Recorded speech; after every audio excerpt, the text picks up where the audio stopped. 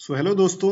आज मैं एक नया सीरीज स्टार्ट कर रहा हूँ जो कि है लॉन्ग फॉर्मेट वीडियो। जनरली मैं शॉर्ट फॉर्मेट वीडियोस बनाता हूँ इंस्टाग्राम पे और उसको यूट्यूब में भी अपलोड करता हूँ।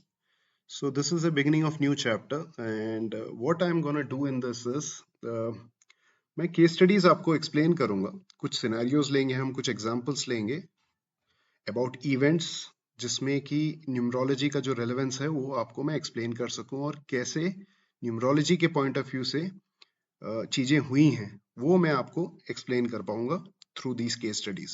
तो इस चैनल से जुड़े रहें ताकि आप न्यूमरोलॉजी को और बेहतर तरीके से समझ सकें कि कैसे ये हमारे लाइफ को इम्पैक्ट करता है। ये बहुत जरूरी है जानना। तो आज हम बात करेंगे जो एक बहुत ही पॉपुलर सॉन्ग जो सक्सेसफुल हुआ है, बैड न्यूज। एक मूवी है जिसमें विकी कौशल है, there is a Punjabi star, there is a Bollywood actress Tripti as well as Ammy, Punjabi जो स्टार हैं। ये तीनों ने मिलके इन्होंने एक्ट किया है इस मूवी में। और जो इसके पहले मूवी आई थी गुड न्यूज, उसी का सीक्वल जैसा आप समझ सकते हैं इसको। उसका एक गाना है जो काफी पॉपुलर हुआ है बाय द टाइटल तौबा तौबा। और ये एक बहुत ही पॉपुलर जो पंजाबी सिंगर है करण औजला, उन्होंने इसको गाया है। आपको याद हो तो करण औजला कुछ टाइम पहले इनके कनाडा वाले घर पे, if I am not wrong, there was some shooting that happened and he came into news because of that. So आज हम ये डिस्कस कर रहे हैं कि ये गाना क्यों पॉपुलर हुआ, इसमें न्यूमरोलॉजी का क्या रोल है, और इसी नॉलेज को फिर आप यूज कर सकते हो अपने लाइफ में to time up things so that चीजें थोड़ी बहुत आपके फेवर में और टिल्ट हो जाए। न्यूमरोलॉजी की मदद से आप खाली चीजों को हासिल नहीं कर सकते। You can not become successful only because of numerology. ये काफी लोगों को पता नहीं रहता। तो हार्डवर्क सबसे ज्यादा इंपॉर्टेंट है। आप सही स्ट्रैटेजी रखें। जैसे इस गाने का ही हम अगर रेलेवेंस ले लें, तो अगर गाने के वर्डिंग्स अच्छे नहीं है, गाने का जो ट्यून या मेलोडी होती है वो अगर अच्छा नहीं है, तो अगर न्यूमरोलॉजी आपके फेवर में भी है उस साल, तो भी आप उसका एडवांटेज नहीं ले पाओगे और वो गाना सुपर डुपर फ्लॉप हो जाएगा। So while you are doing hard work, अगर आप चीजों को ऐसे टाइम करो कि आपके अच्छे टाइम में वो चीजें मार्केट में आए, तो एक एडिशनल एडवांटेज मिलता है जो कि नॉर्मली नहीं रहता। That is what numerology does in very simple words. So अगर इस गाने की बात करें हम, तो जो सिंगर हैं करण औजला, उनका जो डेट ऑफ बर्थ है 18 जन 1997 है। नाउ जो न्यूमरोलॉजी से वाकिफ नहीं है, जिनको न्यूमरोलॉजी का उतना नॉलेज नहीं है, तो आपको ये जानना जरूरी है कि न्यूमरोलॉजी में दो चीजें सबसे ज्यादा इंपॉर्टेंट होती हैं। एक होता है आपका डीडी, या इसको हम ड्राइवर भी कहते हैं, ड्राइवर नंबर। डीडी या ड्राइवर नंबर का कैलकुलेशन काफी सिंपल है। जैसे अगर इनका डेट ऑफ बर्थ है 18th, यानी डीडी जो है वो 18th हो गया। 18th को हम सिंगल डिजिट में लेके आएंगे तो वो हो गया 9।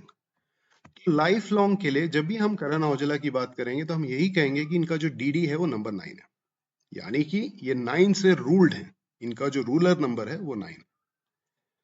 इसी की जगह अगर डीडी होता 24, तो हम कहते +4 6, तो इनका जो डीडी है वो 6 है, इनका जो रूलर नंबर है वो 6 है। तो ये 6 फैमिली से हैं, ऐसा भी कहते हैं। यही अगर 31 है, तो ये हो गए 4 नंबर, यानी ruled by 4। It's quite simple. अभी आपको समझ में आ गया होगा कि रूलर नंबर का कॉन्सेप्ट क्या है। अब हम देखते हैं दूसरा क्रिटिकल नंबर जो हम डेट ऑफ बर्थ में नॉर्मली देखते हैं, उसको हम कहते हैं लाइफ पाथ नंबर। उसका कैलकुलेशन है कि सारे जो डिजिट्स हैं उनको आप ऐड कर दो। इन दिस केस 1 + 8 + 0 + 1 + 1 + 9 + 9 + 7 ऐड करेंगे तो आ गया 36। 36 को आप फर्दर ऐड करो तो वो आ गया 3 + 6 9। तो इनका लाइफ पाथ नंबर हो गया 9। यानी कि सारे डिजिट्स जो आपके डेट ऑफ बर्थ में उनको ऐड करो, जो भी कंपाउंड नंबर आएगा उसको फर्दर ऐड करो तब तक जब तक वो सिंगल डिजिट पे ना आ जाए। वो हो गया आपका लाइफ पाथ नंबर। तो ये दोनों भी काफी क्रिटिकल हैं ये पता करने में कि आपकी लाइफ में क्या क्या होने वाला है। तो मैं इधर ये भी लिख देता हूँ डीडी एंड लाइफ पाथ। तो इनका है 9 and 9। ठीक है जी, मैं एक और बार कैलकुलेट कर लेता हूँ। तो 9 3 27 26 8 + 1, हाँ जी, इनका 9 है, 9 का कॉम्बिनेशन है। तो इनका डेट ऑफ बर्थ है 18 जन 1997, तो इनका रूलर नंबर हो गया 9, इनका लाइफ पाथ नंबर हो गया 9। अब इनकी जो एज है, आप एक्चुअली मैंने वेबसाइट शायद ओपन करके रखा है, बट आप एज कैलकुलेटर करके वेबसाइट ओपन कर सकते हो, एज कैलकुलेटर, और यहाँ पे आप इनका डेट ऑफ बर्थ डालो 18 जन 1997।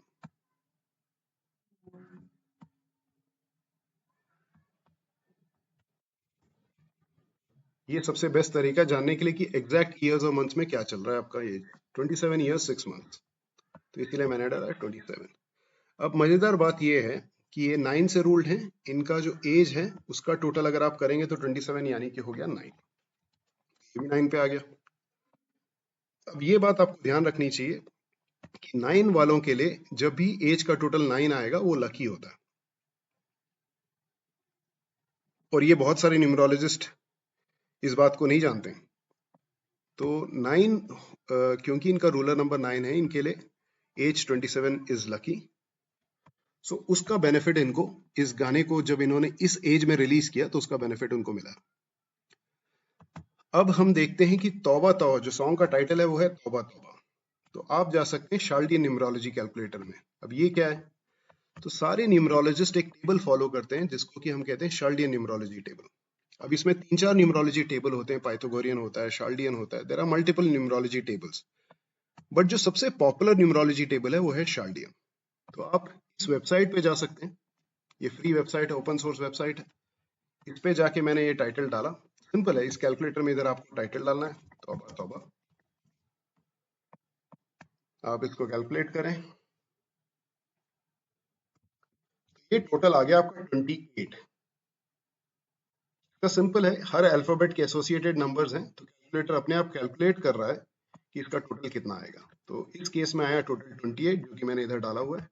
28 को आप फर्दर ऐड करोगे तो 2 + 8 यानी कि हो गया 10, 10 यानी 1 + 0 1। तो जब सिंगल डिजिट पे हम लेके आए तो इसका टोटल आया 1। 9 वालों के लिए, रूलर 9 के लिए 1 भी लकी होता है। धीरू भाई अंबानी, सॉरी मुकेश अंबानी जो है वो भी 9 and 1 कॉम्बिनेशन है, तो 9 वालों के लिए 1 लकी होता है, तो उस कारण से उसका भी फेवर, उनको सॉन्ग का जो टाइटल है वो भी इनके फेवर में। सॉन्ग रिलीज कब किया, सॉन्ग रिलीज किया 19 जुलाई को। 19 यानी 9 + 1 10, 10 यानी 1 + 0 1। तो सॉन्ग जो रिलीज किया वो भी नंबर 1 डेट को किया, तो वो भी उनके फेवर में गया। तो कुल मिला के सारी चीजें जो हैं इनके फेवर में थी, तो उसका एडवांटेज इनको इस सॉन्ग में मिला है, और ये सॉन्ग एक रेज हो गया। तो इसके बाद जो इनकी मार्केट वैल्यू है और सिग्निफिकेंटली एनहांस हो गई है, बिकॉज ये सॉन्ग इतना पॉपुलर हो गया है कि मूवी देखने लोग जा रहे हैं ताकि they can see that song. तो उतना इम्पैक्ट है इस गाने का, और मैं कहूंगा कि एक 20 to 30% इसका क्रेडिट जो है इनके स्टार्स को या न्यूमरोलॉजी को भी जाएगा। रिमेनिंग 70 to 80% तो डेफिनेटली जो हार्डवर्क उन्होंने दिया है इस सॉन्ग को बनाने में और उसको सही तरीके से रिलीज करने में, उसको जाएगा। सो अगर आप देखें तो एज का सबसे बड़ा फैक्टर है, बाकी चीजें भी इंपॉर्टेंट है, लेकिन एज के हिसाब से ये पता चल सकता है कि कौन सा साल या कौन सा टाइम आपके लिए सबसे बेस्ट है for what all things, and उसका एडवांटेज लेके आप फिर चीजें इस तरीके से प्लान कर सकते हो कि आपके फेवर में जाए। सो यही this was a quick video on this song, और उसका जो रैशनल था न्यूमरोलॉजी पॉइंट ऑफ व्यू से वो मैंने आपको एक्सप्लेन करने की कोशिश करी है। मैं एडवाइस करूंगा और मैं स्ट्रांगली अर्ज करूंगा कि अगर कुछ डाउट हो या आपके कोई कमेंट्स हैं तो डेफिनेटली आप लीव करें। प्लीज लाइक और सब्सक्राइब करें। अगर और भी एंथुसियास्ट हैं न्यूमरोलॉजी के तो उनके साथ ये वीडियो आप जरूर शेयर करें। अगर आपको पेड सर्विस चाहिए तो definitely you can contact me और my team on this WhatsApp number. Thank you so much.